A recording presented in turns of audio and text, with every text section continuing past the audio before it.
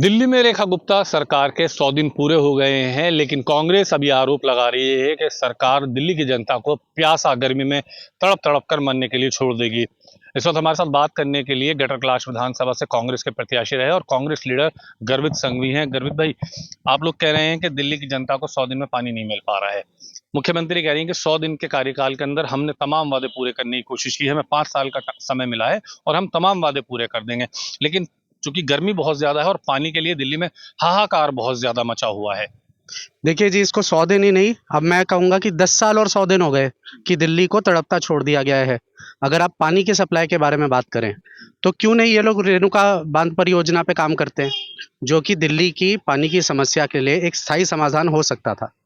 आपको ये जानकर के हैरत होगी कि दिल्ली में बारिश का पानी अगर सेव करें हम, तो 907 बिलियन लीटर हर साल पानी बचाया जा सकता है।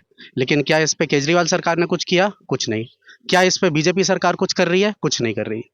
दिल्ली को इन्होंने प्यासा मरने के लिए छोड़ दिया है। जो आप अगर देखें कि जो गरीब इलाके हैं वहाँ पे आज भी घंटों लाइन में खड़ा रहना पड़ता है लोगों को। और यहीं आप सुबह सुबह देखिएगा तो अमीर इलाकों में सुबह सुबह टैंकर पहुंच जाता है। टैंकर माफिया जिन पे इतना शोर मचाते थे, आम आदमी सरकार बीजेपी सरकार दोनों मिले हुए हैं। पहले उसको आम आदमी सरकार पाल रही थी और अब टैंकर माफियाओं को बीजेपी सरकार पाल रही है, सिर्फ इतना फर्क है। लेकिन सरकार कह रही है कि टैंकर बढ़ा करके हमने जनता की जो पानी की समस्या है उसे कम करने की हर संभव कोशिश की है। कोशिश पूरी नहीं पड़ रही जी। शीला दीक्षित जी ने जब पानी की समस्या पड़ रही थी दिल्ली में, 15,000 किलोमीटर नई लाइन बिछाई थी। क्या इन्होंने उसको रिपेयर करवाया? नहीं। क्या कोई नई लाइन बिछाई गई? नहीं। हम लोग सक्षम थे। 93% of house holds in Delhi were getting clean water. आज के समय में क्या हो रहा है? 30% नलों से तो गंदा सीवर का पानी आ रहा है। आप मेरी अगर विधानसभा की बात करें, ग्रेटर कैलाश विधानसभा, जहां से कि जल मंत्री थे जो सौरभ भारद्वाज हैं, जो एमएलए भी थे, अब रहे नहीं, अब बेरोजगार नेता हो गए हैं। 30% एरिया हमारे इलाके में, उनका खुद का जो गांव है चिराग दिल्ली, वहां पे जाटव मोहल्ला, कुमार मोहल्ला, वहां से काला पानी आता था नलके में। ग्रेटर कैलाश पाटवन, जिसको पोर्श कॉलोनी कहा जाता है, एस ब्लॉक में सीवर का गंदा पानी आ रहा है। ईस्ट ऑफ कैलाश में people are forced to drink the khara pani. जो बोरिंग का पानी होता है वो मजबूर है कि वो वाला पानी पीना पड़ रहा है। ऐसी कैसी हालत हो गई है दिल्ली की? ऐसा तो कभी भी नहीं रहा। सुप्रीम कोर्ट ने, आई एम सो सॉरी बात कट कर रहा हूँ, सुप्रीम कोर्ट ने चेतावनी दी है कि अमोनिया का लेवल इतना ऊपर हो गया है यमुना नदी में कि जो वाटर ट्रीटमेंट प्लांट है वो हाफ इट्स कैपेसिटी पे काम कर रहा है। क्या ये अलार्मिंग इनफ सिचुएशन नहीं है कि सरकार को जाग जाना चाहिए? या वो इंतजार कर रहे हैं कि हमारी जो आने वाली पीढ़ी थी वो हम लोगों को गालियां दे कि आप लोगों ने हमारा भविष्य कैसा बना दिया? अच्छा, दूसरी तरफ झुग्गियां दिल्ली में लगातार तोड़ी जा रही हैं। आपने आवाज उठाई, आप भी, आपकी विधानसभा में झुग्गी तोड़ी गई, आप भी वहां पहुंचे थे।